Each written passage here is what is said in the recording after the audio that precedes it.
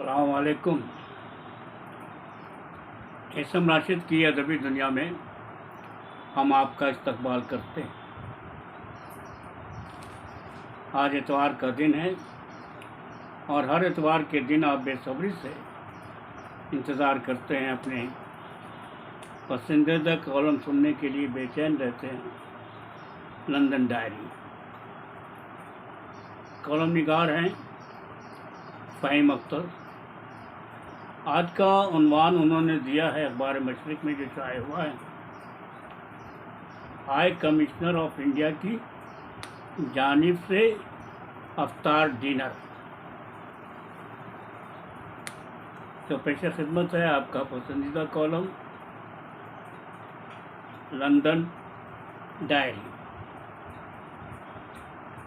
रमज़ान से चंद रोज़ कबल Ajay Kumar Thakur coordination wing का बज़रिए ईमेल अफ्तार डिनर की दावत मौसूल हुई। ये दावत the high commissioner of India his excellency mister Vikram द्वारा स्वामी की जानिब से थी। दावतनामे पर मेरा नाम दर्ज था, जिसमें जुमेरात 21 मार्च को इंडिया हाउस शाम 6 बजे आने की गुजारिश थी और साथ ही रवायती लिबास या सूट में मलबूस होने का भी हुक्म था। सच तो यह है कि पिछले कई बरसों से मैं अफ्तार की दावत को कबूल करने से इनकार कर रहा था। उसकी एक अहम वजह रमज़ान की इबादत और दूसरी सफ़र में दुश्वारियाँ, मसलन लंदन की ट्रैफिक और फासला वगैरह ऐसी बातें थीं कि हम चाह कर भी लंदन की दावत अफ्तार में शरीक नहीं हो पा रहे थे। जाहिर है उन दुश्वारियों से हमारी हिम्मत पस्त हो जाया करती थी। फिर 2020 के कोरोना ने लोगों में ऐसा माहौल बनाया कि जो दावत इफ्तार इज्तिमाई तौर पर अच्छी लगती थी वो वबाले जान बन गई। ताहम जो हालात बेहतर होने लगे, लोगों में एतमाद बहाल होने लगा और दावत इफ्तार का सिलसिला भी शुरू हो गया। इस ज़मन में पहली दावत मुझे मुकामी टर्की सेंटर, जो कि लंदन के मॉडर्न इलाके में वाक़ है, वहाँ से मिली। उस दावत में रज़ाकाराना तौर पर टर्की ख़वातीन सेंटर में आकर खाना बनाती हैं और फिर बाद मगरिब मर्द और ख़वातीन अलग अलग कमरे में अपना अफ्तार खोलते हैं। पहले खजूर से सबों ने रोज़ा खोला और उसके बाद दाल शोरबा से खाने पीने का आगाज़ हुआ। फिर एक प्लेट में टर्की चावल के साथ मुर्ग के सालन, जिसमें आलू के 2 टुकड़े शामिल थे, मेहमानों को पेश की गई। आखिर में टर्की मिठाई बकलावा के बाद टर्की की काली चाय का रोज़ादारों ने खूब लुत्फ़ उठाया।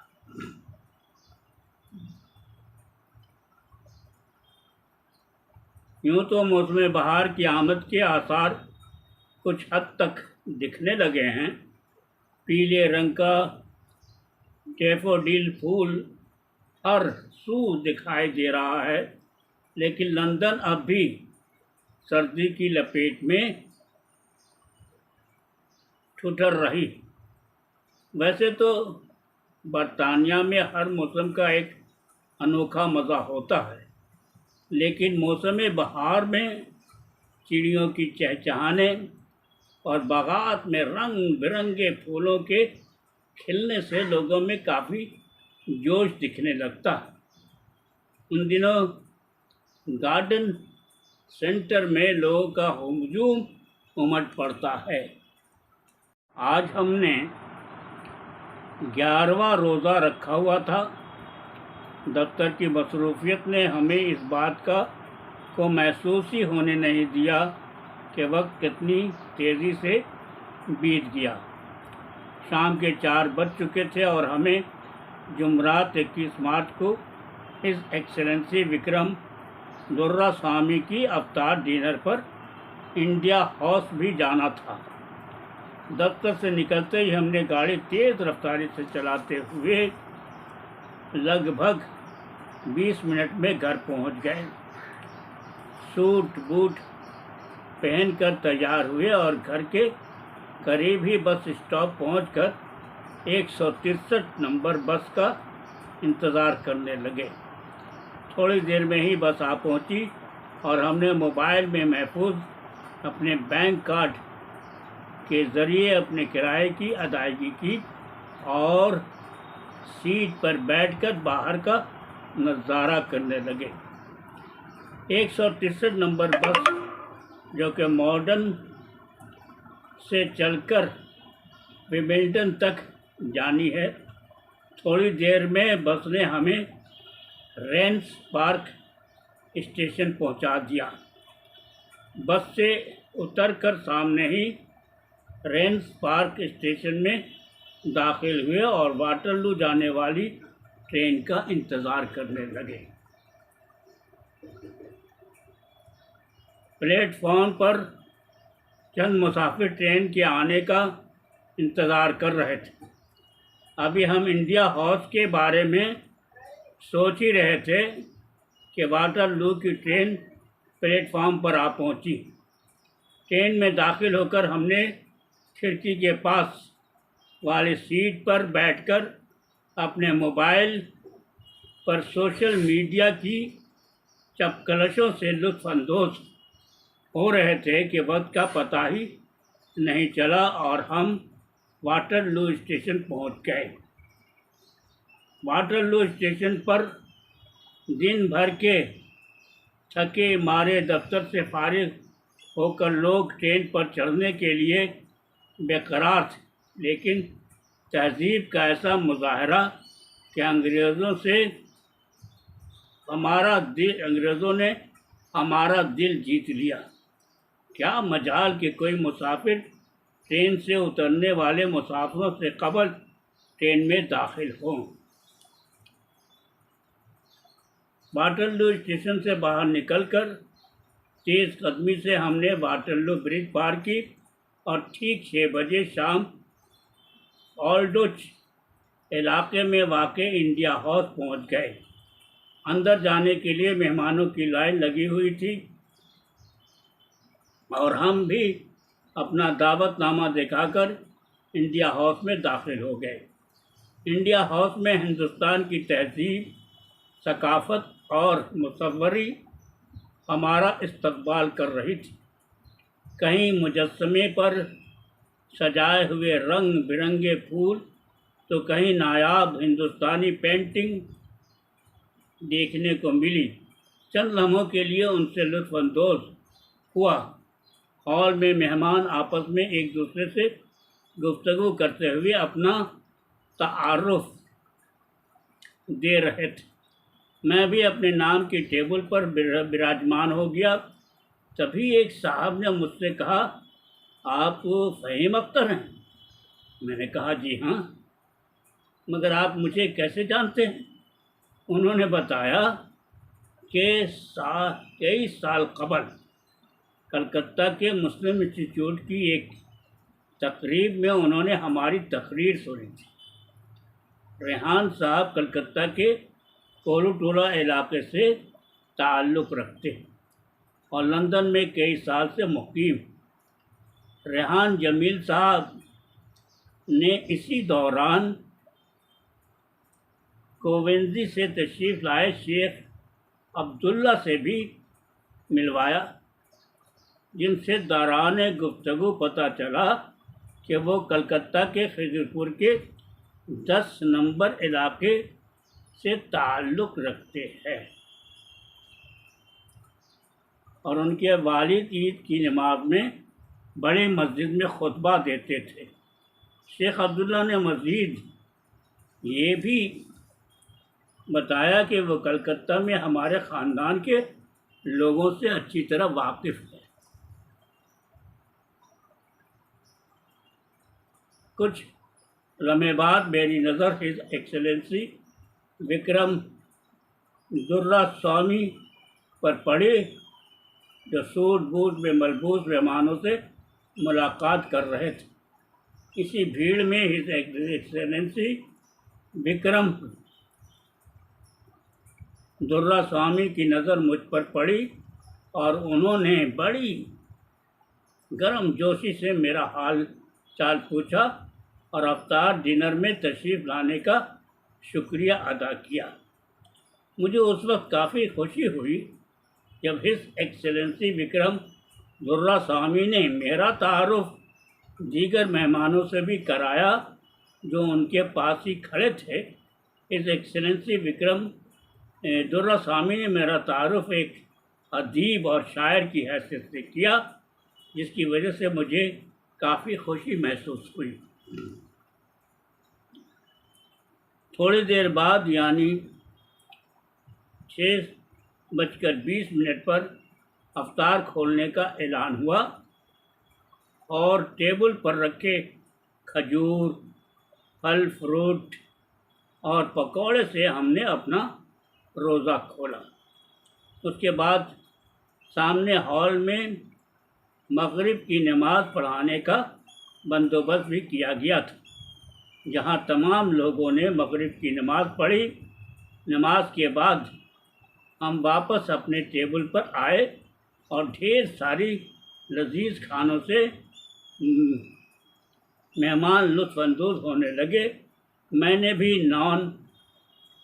भी नान, कोफ्ता, सब्ज़ी, कबाब के साथ पुलाव का भी भरपूर लुत्फ़ लिया। आखिर में मिठाई के साथ हमारा डिनर मुकम्मल हुआ। आइए इंडिया हाउस के मुताल्लिक़ चंद बातें आपको बताता चलूँ। 1919 में मार्क्वेस ऑफ किरियो की सरबराही में एक कमेटी ने तय किया कि इंडिया ऑफिस के एजेंसी के काम को उसके दीगर सियासी और इंतज़ामी किरदारों से अलग करने की ज़रूरत है और इस तरह के तमाम या मुंतखब काम को हिंदुस्तान के हाई कमिश्नर मुंतकिल करने की सिफारिश की। गवर्नमेंट ऑफ इंडिया एक्ट 1919 ने कमेटी की सिफारिशात को बरकरार रखी, जिसमें हिज मजिस्ट्री की जानिब से एक हाई कमिश्नर की तकर्री बज़रिए ऑर्डर इन काउंसिल करने का बंदोबस्त भी किया गया, जो कि सेक्रेटरी ऑफ स्टेट के किसी भी माहदे के इख्तियारात को सरकार को तफवीज़ कर सकता था। 13 अगस्त 1920 को किंग जॉर्ज पंजम ने काउंसिल में मतलूबा ऑर्डर जारी किया। जब तक हिंदुस्तान 1947 में आज़ाद नहीं हुआ था, उस ओहदे को हाई कमिश्नर फॉर इंडिया का नाम दिया गया। हिंदुस्तान के पहले हाई कमिश्नर हिंदुस्तानी सिविल सर्विस के अफसर सर विलियम स्टूनसन मेयर थे। हिंदुस्तानी निज़ाद पहले हाई कमिश्नर